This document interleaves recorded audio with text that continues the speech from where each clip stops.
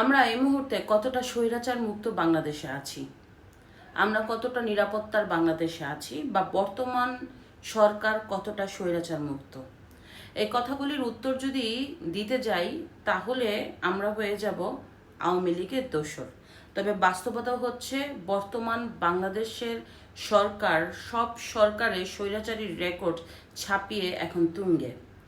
দেখেন, আপনি এখন একটা সত্য কথা বলতে চাবেন আপনি আওয়ামী লীগের দোসর, আপনি এখন বর্তমান দ্রব্যমূল্য নিয়ে কিছু বলতে চাবেন আপনি আওয়ামী লীগের দালাল, আপনার রাস্তায় ডাকাতি, ছিনতাই, ধর্ষণের বিরুদ্ধে আপনি কিছু বলতে চাবেন আপনি আওয়ামী লীগকে পুনরায় ক্ষমতায় আনার চেষ্টা করছেন। তো বর্তমান সরকার কতটা মুখের অধিকার করে কেড়ে নিয়েছে তা কিন্তু প্রত্যেকটা মানুষের জানা হয়ে গেছে।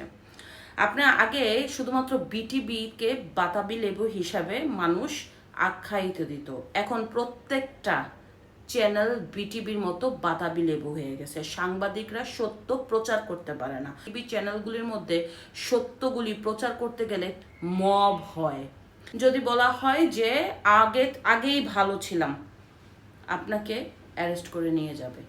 আপনার বর্তমানে সরকার কতটা স্বৈরাচার মুক্ত হতে পেরেছে? আমি মনে করি বর্তমান সরকার স্বৈরাচারের 1 নম্বরে চলে গেছে।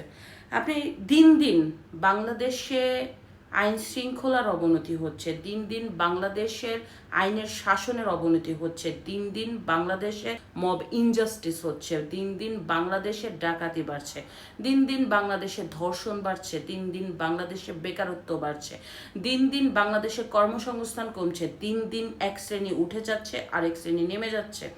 এই যে চাঁদা, মব, ধর্ষণ, খুন, রাজানি, ডাকাতি, হামলা কিভাবে দেখছে সাধারণ মানুষ, আমি মনে করি এই সরকার শুধুমাত্র নিজেদের স্বার্থ হাসিল করার জন্য এবং বহিরা শক্তির এজেন্ডা